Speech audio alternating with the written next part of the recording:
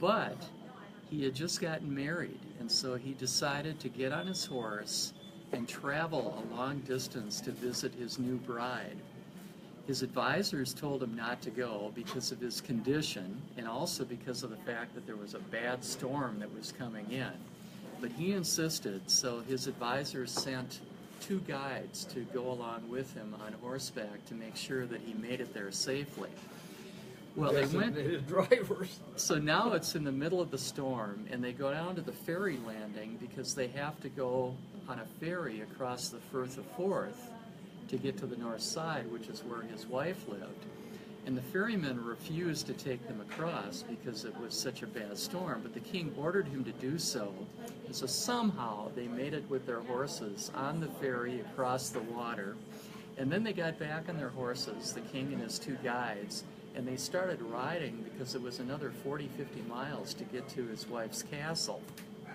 Well, on the way, in the middle of the storm, they got separated, and the king rode his horse off a cliff right into the ocean, broke his neck, and drowned. And his body washed up ashore the next day where it was found. And he was the last king of Scotland, of a Scottish dynasty that had been in effect for over 250 years. Well, all of his children had predeceased him, and the king's only heir was a little girl named Margaretta, who was the Princess of Norway. And she was the daughter of King Eric of Norway, and they lived in Bergen, Norway. Well, after the Pope approved it, she became the new Queen of Scotland at a very young age, at the age of 5. She also became a pawn in a diplomatic game because King Edward of England, King Edward I, claimed to be the rightful king of Scotland, and now he saw his chance to take over Scotland peacefully. And what he did was to send his emissaries to King Eric in Norway to ask for the hand in marriage of this little girl, Margaretta, the Maid of Norway, to his son, Prince Edward, who would be the future king of England. And King Edward thought that this was, his way to marry the Queen of Scotland into his family so he could take over that country. Well, the Scottish lords weren't too crazy about this idea because there had been friction for years between England and Scotland. And over the next few years, there were negotiations, 3-party negotiations between Norway and Scotland and England. And King Edward of England offered the Norwegian king a huge sum of money for his daughter, and also offered to give him some political and diplomatic support in Scandinavia. Well, after 4 years of negotiations, in the year 1290, they finally reached an agreement that, in fact, little Princess Margaretta, who by then was only 7 years old, would come to the British Isles and would marry Prince Edward. And so King Edward of England sent this beautiful ship that was well stocked with all this food and drink and so forth to Bergen, Norway, to pick up the little princess because he wanted to take her to England. Well, when the Scottish lords found out that he was going to take her directly to England, their new queen there, well, so there were more negotiations, and the thing was drawn out until the end of September. And finally, the 3 parties agreed that little Margaretta would be taken by the English ship, not to England, not to Scotland, but rather to Orkney, which is an island just north of Scotland that was then under the control of the Norwegian king. And there they would finalize their negotiations, and then she would be shipped to Edinburgh, and that's where the wedding would take place. Well, unfortunately, by this time it was after the end of the sailing season. It was already in the fall, and they were going to try to sail across the North Sea, which was hazardous even in good weather. Well, there was a grand procession in Bergen, Norway, as the little princess, Margaretta, emerged from the king's hall, Håkonshallen, which can still be seen in Bergen, Norway, along the waterfront. And she made her way in a grand procession with her bodyguards and some other nobles that were going to accompany her to Orkney, all the way to the dock. And there was a huge crowd of Norwegians who were watching this grand procession. Well, she got on the ship, but they no sooner lost sight of Norway. They got in the middle of the North Sea, and there was a terrible storm. And the little prince, the boat was, going like this, and the little princess became deathly ill of seasickness. And by the time she got to Orkney, she was basically, on the verge of death. And they put her up in bed in the bishop's castle in Orkney, but it was too late. She died in the arms of the bishop, and that was the end of this Scottish dynasty that had lasted for over 250 years. And she was also the only heir, or heiress, I should say, to the King of Norway. So that was potentially the end of that dynasty as well. Well, and it was the end of King Edward of England's plans to take over Scotland peacefully. And the Scottish lords anticipated that the English king was going to invade Scotland, and so they raised an army so that they could defend their country. And in fact, a few years later, King Edward of England did invade Scotland, and there were wars between England and Scotland that lasted for the next 20 to 25 years, as shown in the movie called Braveheart by Mel Gibson, which you've probably seen. And then finally the Scots prevailed, and Robert Bruce became the King of Scotland. He was a close ally of the kings of Norway. Well, going back, however, in the story to 1290, the little Princess Margaretta has just died, the Queen of Scotland. They took her body back in the English ship to Bergen, Norway, and she was identified by her distraught father, King Eric of Norway, and she was buried at Christ Church in Bergen next to her Scottish mother. But that's not the end of the story, because even before she got back to Norway and after she got back to Norway, there were rumors in both Norway and also in Scotland that there was something wrong with what had happened. And a lot of people in Norway and Scotland thought that she had not really died, or that she had been kidnapped and sold into slavery, or that something else had happened to her. And in fact, one of the noblewomen who accompanied her to Orkney was this woman by the name of Ingeborg Erlingsdatter. And she came from a family of Baltic pirates. And the Norwegians thought that she was up to no good, so that they suspected that she had kidnapped or killed this little girl, and that something was amiss. And a few years later, King Eric of Norway died, and his brother became the new king, Håkon. And what he immediately did was to have the king's #1 advisor arrested, thrown into a dungeon where he sat for months or years, and then he was executed, all without any trial and without any discussion whatsoever. And that even fueled the rumors further. These Norwegians thought that maybe he had something to do with the death or disappearance of the Maid of Norway, this little princess. Well, their rumors seemed to be confirmed a year later in the year 1301, when this German woman and her husband got off a ship that came from Lübeck, Germany to Bergen, Norway. And she stepped off the ship and she started walking around town telling anyone who wanted to listen that she was the real Princess Margaretta, and that she had been kidnapped by this Ingeborg Erlingsdatter and sold into slavery, and that the slave ship on its way to North Africa had been intercepted by pirates that took her to Germany, and that's where she grew up, on the northern coast of Germany. And now she claimed that she had returned to Bergen to claim her rightful position as a member of the Norwegian royal family. Well, as far as the vast majority of Norwegians were concerned, this story sounded legitimate, and they were convinced that this Margaretta was the real Princess Margaretta, and they were all in favor of having her join the royal family. But the royal family disagreed with them, and their advisors disagreed. They thought that she was just simply an imposter, and that's what they tried to tell the people unsuccessfully. And when King Håkon came back from his new capital of Oslo back to Bergen, he agreed with his family and the advisors. He declared that she was an imposter, and he had her and her husband thrown into prison where they sat for months, and then he got the court to agree that she would be sentenced to death. The problem, and the king and his advisors pointed this out, is that the real Margaretta, if she had lived, would still only be a teenager.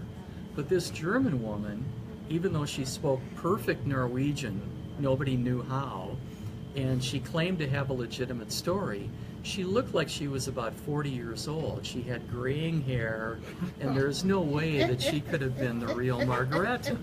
And so the king and his family started calling her the false Margaretta. Well, in any event, shortly thereafter, there was another grand procession at the docks in Norway, in Bergen, Norway.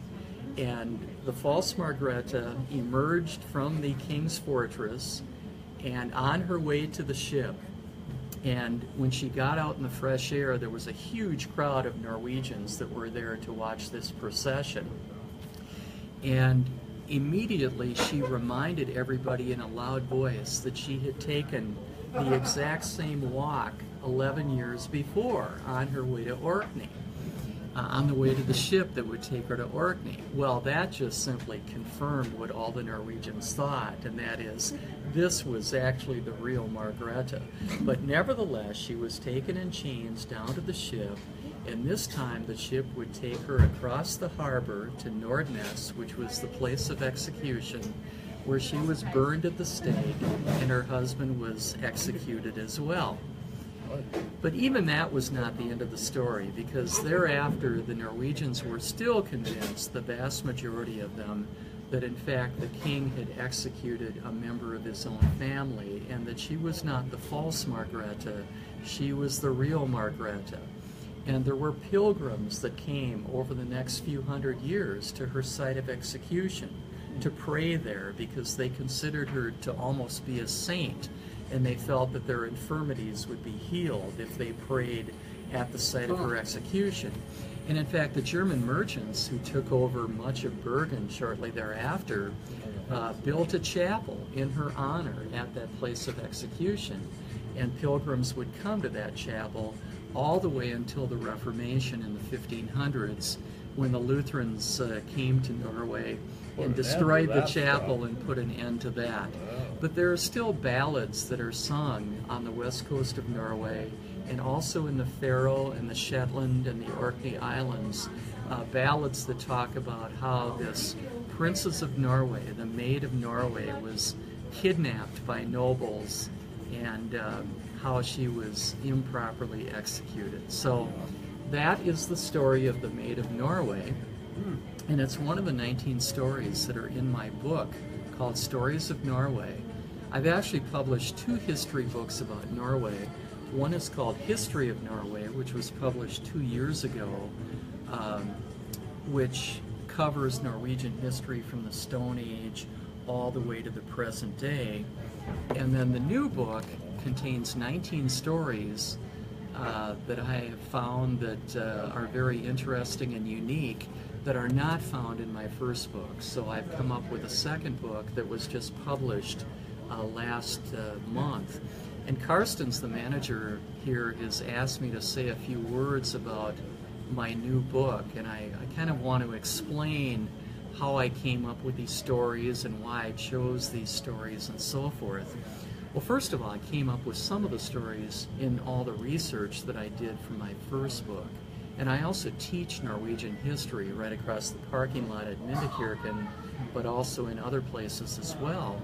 And so I had accumulated all of this research, including all of these stories, not all of which I put in my first book, so I decided to include them in a second book. But in addition, I do constant research on Norwegian history, mostly in Norwegian language sources, and I've come up with a bunch of additional stories.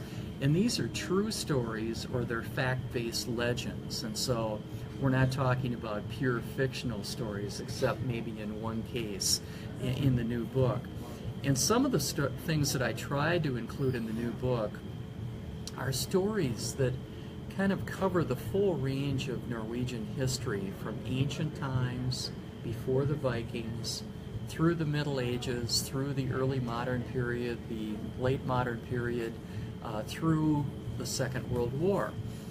The second thing I've tried to do is to tell stories about all parts, or many different parts of Norway. So in my new book, I've got stories that are set in Finnmark, way up in the far north of Norway, also in the Lofoten Islands, in Trondheim, in Helgeland, which is where part of my family is from, north of Trondheim, also on the west coast, including Ålesund, in Bergen, and then on the south coast, in places like Telemark, in Gudbrandsdalen, in Valdres, and also in Oslo, in southeast of Oslo, in Romerike. So I tried to include stories from, all different parts of the country.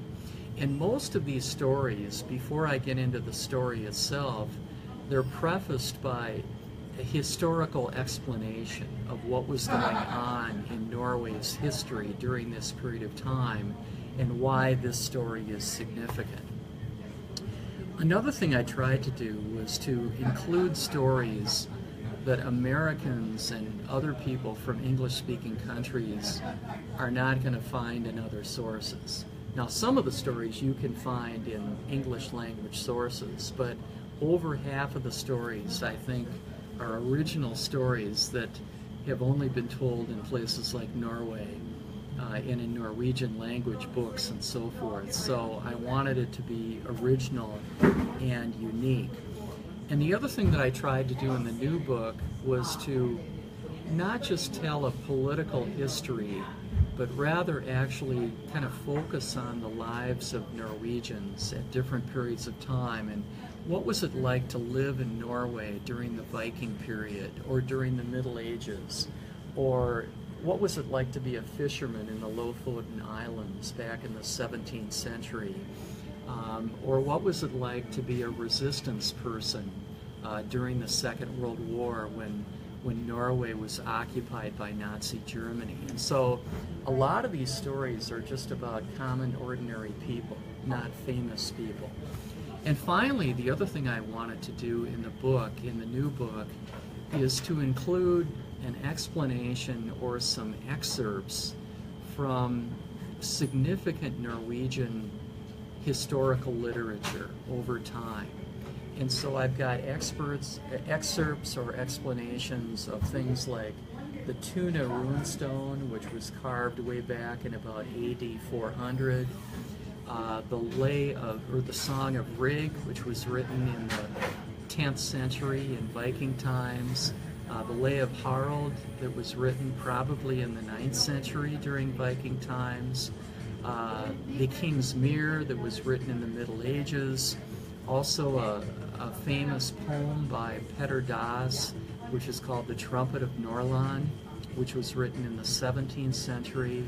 And so I've included a lot of excerpts and explanations of this, significant historical literature, and explained it clearly to the readers so that they will have some, context for the stories that they're reading. So that's just a few words about my two books, and also a story for you that is only one of 19 that are contained in my new book. And with that, I guess I'd open it up for any questions or anything else you might want to know about my former book or my new book. So these are folk tales. These are not folk tales. These are either true. The vast majority of them are true stories. The others are what I would call fact-based legends. That is, they could be true, but nobody is around to verify the facts because they happened so long ago. And there's one set of stories in here that talks about the Norse gods and giants.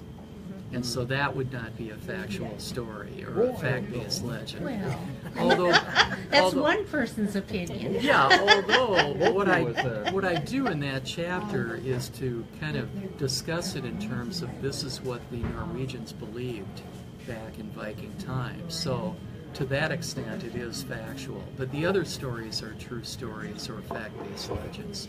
And it also includes some of my translations of some of these Norwegian sources. For instance, I translated a story that was written by Theodor Kittelsen, who was a famous Norwegian author or artist, and he was also a pretty good author. And he wrote a book and illustrated a book back in the year 1900 that was called Svartedauden, which means the Black Death, in which he included some legends and some pictures that he had illustrated of the Black Death that hit Norway in the year 1349 and that killed off probably over half of the population. And what I've done in the book is to take one of those legends of the Black Death. It deals with a hunter who comes across an abandoned church in Valdres, and he enters the church, which is just as it was abandoned 200 years before that. And when he enters the church, he's in for a big surprise, which I won't give away at this point. But it's a church that still exists. It's a stop church at a place called Hedalen in Valdres. And so I think my translation is the only English literal translation that I've ever seen of that particular story by Kittelsen. So. When you were telling the story of the false Marguerite, someone said, now that would make a brilliant movie. And I think it would be a really interesting movie if someone took the time to... Yeah, you know, a lot of these stories could actually be the basis for interesting movies. Unfortunately, in this English language universe that we live in, it's kind of like the one on the Russian princess Anastasia. There was a claim, I guess, by several people that, right. No, I was that woman, etc. Exactly. And, you know, it's really? You know, DNA wasn't there then. It's there, but it wasn't in. You couldn't do anything. Right, right. You couldn't subject someone to say, well, are you really a descendant of this? Yeah, the daughter of the Russian Tsar who was killed by the Soviets or the Bolsheviks. I guess they did it with one of the English kings, the one that fell in the battle. Was it Shakespeare's Kingdom for a Horse?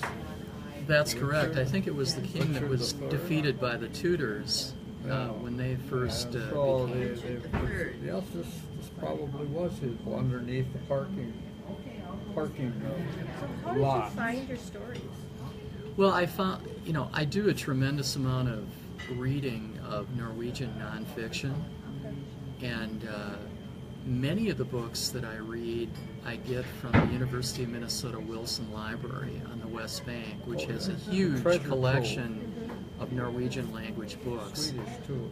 And Swedish and Danish for that matter, as well as many other countries around the world. Marvelous bunch. The other Norwegian language books I buy myself, either through the internet, from Norwegian bookstores, or every time I go to Norway, I buy a bunch of books and, you know, bring them back in my suitcase. And I just, you know, look through all of those books looking for interesting stories, not only things that I can put in a book, but also things that I can tell to my students at the various classes and seminars that I teach. So, Do you ever find them like in places that you visit, somebody will tell you a story and then like yeah, it does happen. I mean, I've seen other books that were written with stories that seem to be incomplete, and so it kind of motivated me to find out the rest of the story or the true story and how it took place, and so I'll do research on that, yes. Well, some of those big books are awfully good that way. In addition to the family stuff that's verifiable, sometimes they go into stories that are from from these particular areas in Norway. Right, exactly. I can't translate it perfect, but I can make out a little bit what it is. So Yeah, I've used the Bygdebøker from Røros, which is where half of my Norwegian family is from, to kind of do a family history, along with all the other sources that I have from our family itself. So yeah, those are very valuable pieces of information, and just either all or almost all of the Bygdebøker can be found at Wilson Library on the west bank of the U in Minneapolis. I should also mention, and feel free to ask any other questions, but for any of you who are interested in a more comprehensive presentation on Norwegian history, as I mentioned before, I do teach Norwegian history actually in 2 different places coming up. I'll be teaching it for the University of Minnesota Osher Lifelong Learning Institute. It's going to be a 7-week course at the Ramsey County Library in Roseville on Hamlin and County Road B, just a half a block from where I grew up, actually. And that course is going to be on Monday afternoons from 12:30 until 2 o'clock, starting on May 1st. And so it's going to be for 7 weeks. It's going to last until June 19th because we're skipping a week from Memorial Day at the end of May. And that will be a course on Norwegian history, which will cover the history of Norway all the way from the Stone Age to the present day, or at least as much as I can tell during that 7-week period of time. And then next fall, I'm scheduled to teach my History of Norway course again at Myndekirken, right across the parking lot from Norway House here. And that will probably also be a 7-session course, again, a comprehensive course on Norwegian history, probably on Saturday mornings, either at 9 or 10 o'clock. So look for that in the fall if you're interested, and there will be more information on that on the Myndekirken website and also in the Myndekirken Communicator, which is their monthly newsletter that comes out. I have a question from the audience Yes. online. Will you recommend a good source in English about, let's see, I should have brought about something Norwegian. Oh, I should have gotten my glasses out, I'm sorry. Let me borrow someone's glasses here. Thank you, that's perfect. Will you recommend a good source in English about early Norwegian pagan religion? There's actually a brand new book that I've seen at bookstores, and you may have it here at Ingebretsen's as well. It's called Norse Myths, and it was just published within the last month or two. And I can't remember the author, but there are a number of books. You could probably go on Ingebretsens.com, and there are probably books called Norse Myths or Norse Mythology that would be good. And if Ingebretsen's doesn't have it, you can go on Amazon and just plug in Norse Mythology, and you could probably find a number of different books. In terms of what I have used, in part, I'm looking at my bibliography for my new book, and I'm not finding what I'm looking for, but the point is that there are a number of books in English that are either called Norse Myths or Norse Mythology that are pretty good. Thank you. Mm-hmm. What part of the history is your favorite? Do you find you gravitate towards? The question is, what part of history is my favorite, or Norwegian history in particular? As far as my students are concerned, I mean, they seem to be very interested in things like the Vikings and World War II in Norway and Norwegian immigration to the United States and Canada. And those are interesting topics, and I'm especially interested in World War II. I'm a former Air Force officer myself, and so I'm just interested in military history. But for me personally, I guess the most fascinating part of Norwegian history and history in general is the Middle Ages. And just kind of imagining or doing research on how people lived and what did they eat and what did they do and how did they work and just their entire lives. And not just the kings, but also, you know, the common people and what they did. And in fact, one of my stories, which is called The Song of Rig, which is not original to me, I took it from various other sources. It talks about Norwegians in the early Middle Ages, including the slaves and the free farmers and the aristocrats, and it describes how they lived and what their homes looked like and what was the food that they were eating and how were they dressed and things like that. And I guess I find that to be pretty fascinating. So, and in that regard, I mean, from the later Middle Ages, there's an outstanding book that you can find both in Norwegian and in English, and I know it's sold here at Ingebretsen's, and that is Kristin Lavransdatter, which is one of the great fiction books of all time from Norway, written by Sigrid Undset, but actually is somewhat fact-based itself. I'm sure she did a lot of research on Norwegian history before she came up with that book, which is really pretty interesting. And not just for women, but also for men. We're going to finish filming because I think my phone is starting to go south here. Okay. But thank you. Yes, Thank you you're so welcome. much. Thank you.